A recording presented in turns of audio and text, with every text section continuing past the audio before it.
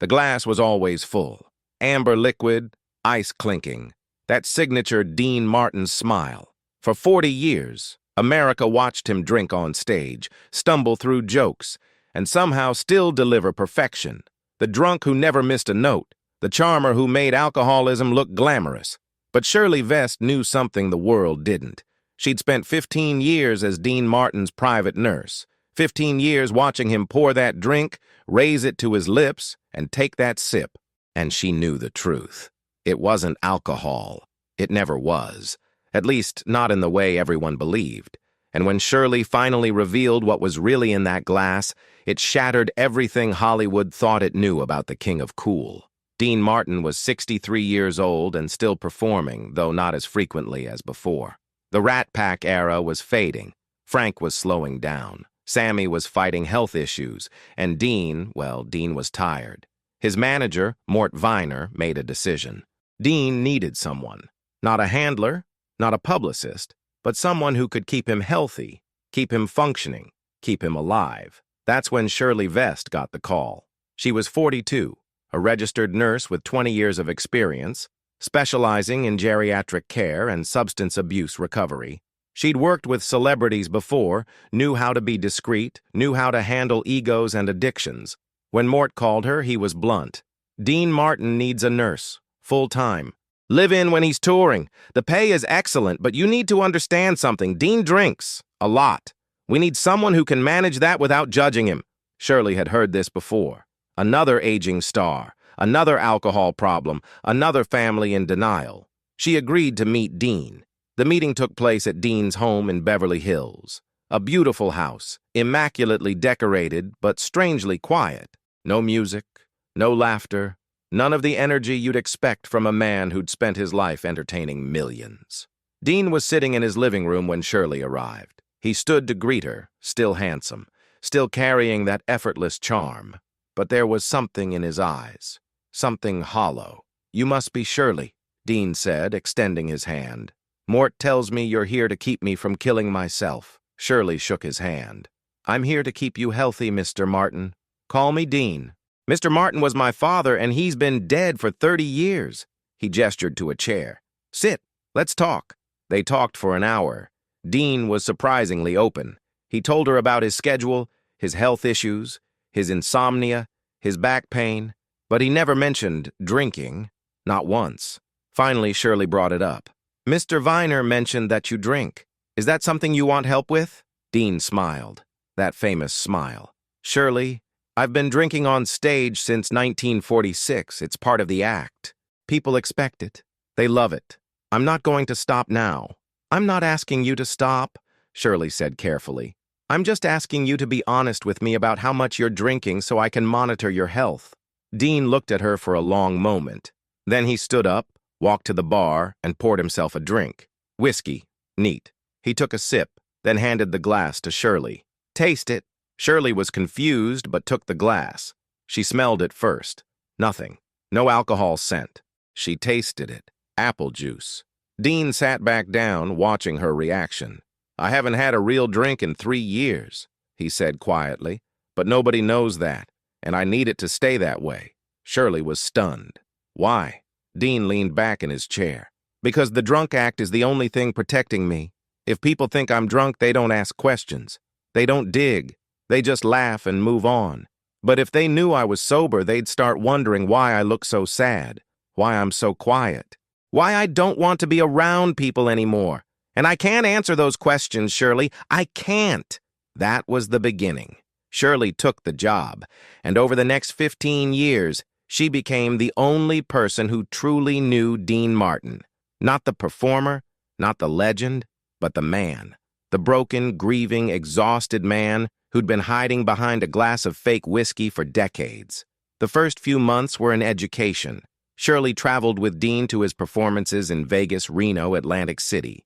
Before every show, she had a ritual. She'd fill a crystal decanter with apple juice or iced tea, sometimes ginger ale if Dean's stomach was upset. She'd add ice, make it look authentic. Dean would carry it on stage, sip it throughout the performance, stumble over words, laugh at himself, and the audience would eat it up. Look at him, still drinking at his age. What a legend. But backstage, Dean was different. He'd come off stage exhausted, not from alcohol, but from the performance, from pretending. "It's harder than actually drinking," he told Shirley one night. "When you're really drunk, you don't have to think about it. You just are. But when you're faking it, you have to remember to slur at the right moments, to pause at the right times, to make it look natural. It's exhausting." "Then why do it?" Shirley asked. Dean looked at her. "Because it's all I have left." Shirley began to understand. The drunk act wasn't just a performance. It was armor. Dean had built his entire career on appearing not to care. The cool guy, the laid-back crooner, the man who could handle anything with a smile and a martini. But underneath, he cared deeply, too deeply, and it was killing him. She saw it in the small moments. The way he'd sit alone in his dressing room after a show, staring at nothing. The way he'd flinch when someone mentioned Frank or Sammy. The way he'd avoid mirrors, as if he couldn't stand to see his own reflection. One night in Vegas, after a particularly difficult show, Dean sat down in his dressing room and put his head in his hands. Shirley sat beside him. "Talk to me, Dean." He didn't look up. "I used to love this. Performing, making people laugh. It used to fill me up, you know. But now it just empties me out. Every show I give a little more and there's less and less left." "Then stop," Shirley said gently. "You don't have to do this anymore." Dean finally looked at her. "Yes, I do. Because if I stop performing, what am I? Just an old man with nothing to do but think about everything I've lost. At least on stage, I can pretend I'm still somebody." The turning point came in 1987. Dean's son, Dean Paul Martin, was killed in a fighter jet crash. He was 35 years old, a pilot in the Air National Guard, gone in an instant. Shirley was with Dean when he got the news. She watched him take the phone call, watched his face go blank, watched him hang up and sit down slowly, like his legs had stopped working. "Dean Paul is dead," he said, his voice completely flat. His plane went down. Shirley moved toward him, but Dean held up a hand. "Don't, please, just don't." He stood up, walked to his bedroom, and closed the door.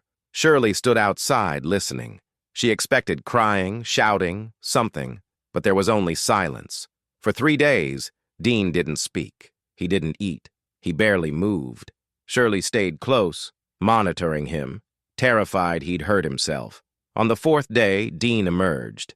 His face was gray. His eyes were empty. "I need you to do something for me, Shirley. Anything. I need you to make sure I don't drink. Really drink. Because if I start, I won't stop. And I can't do that to my other kids. They need me to stay alive even if I don't want to."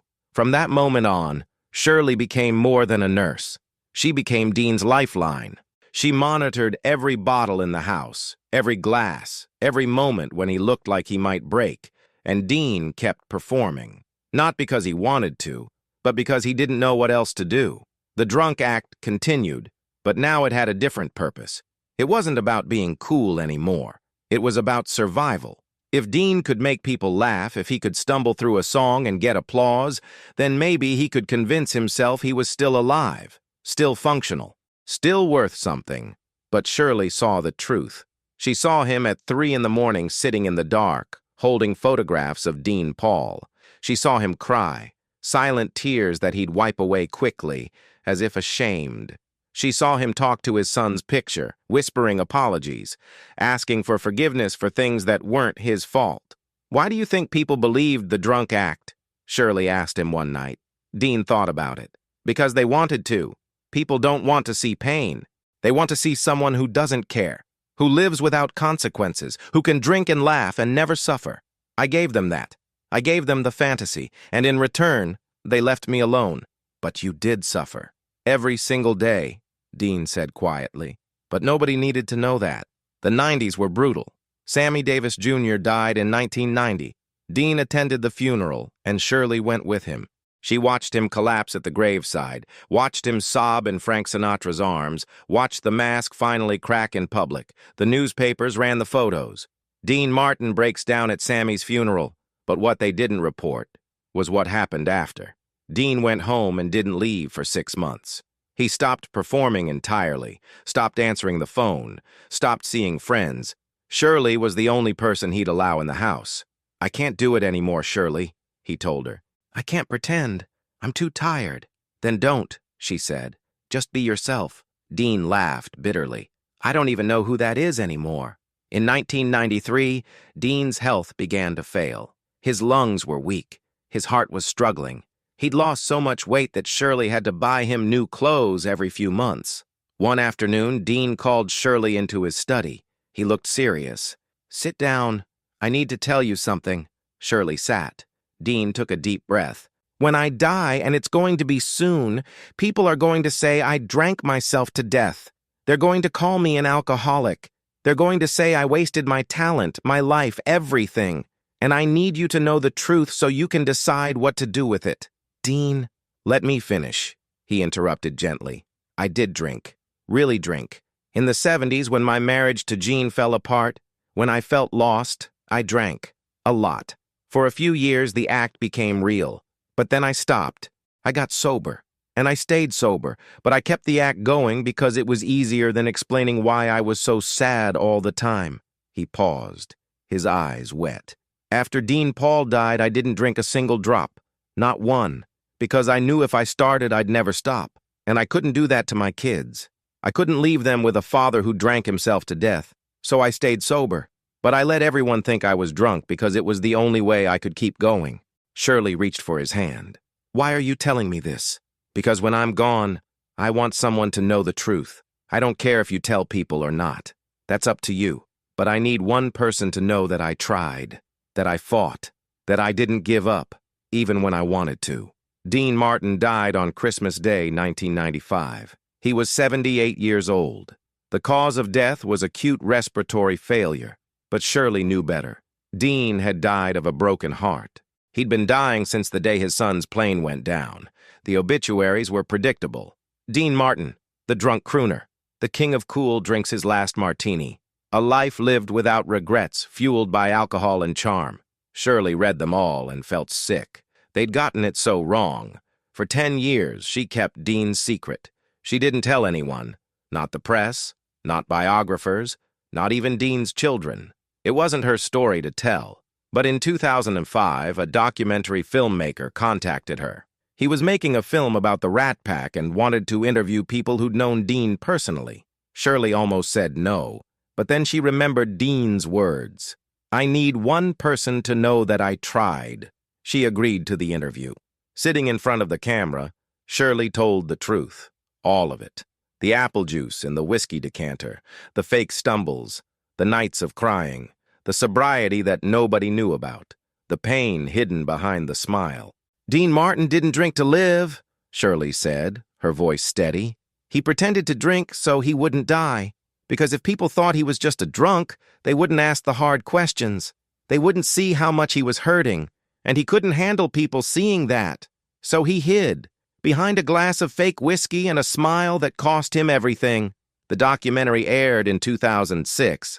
The reaction was immediate. Shock, disbelief, anger from some fans who felt betrayed. But mostly, there was sadness. Sadness for a man who'd spent his entire life performing, even in his most private moments.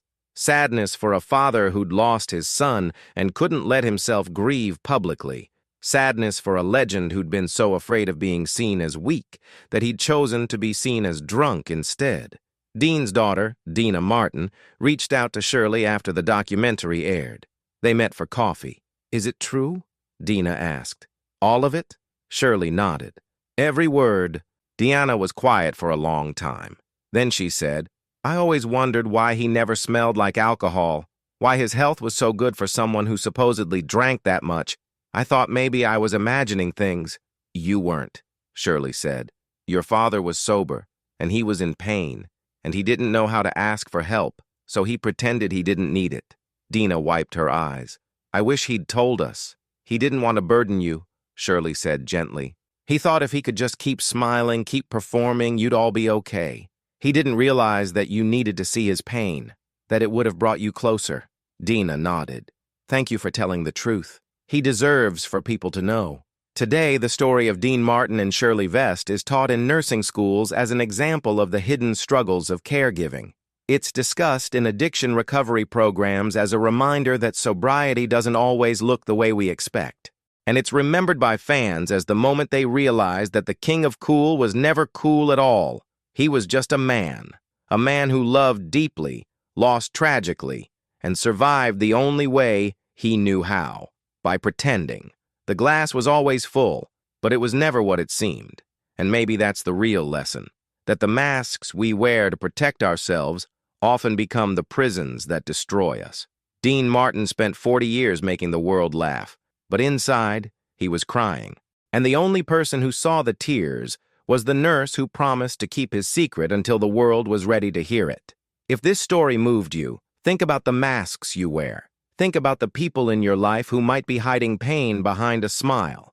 And remember that sometimes the bravest thing we can do is stop pretending and let someone see us as we really are. Dean Martin never got that chance. But maybe, by knowing his story, we can give ourselves permission to be honest, to be vulnerable, to put down the glass, real or fake, and admit that we're not okay. Because everybody loves somebody, but sometimes the person we need to love most is ourselves. And that starts with telling the truth.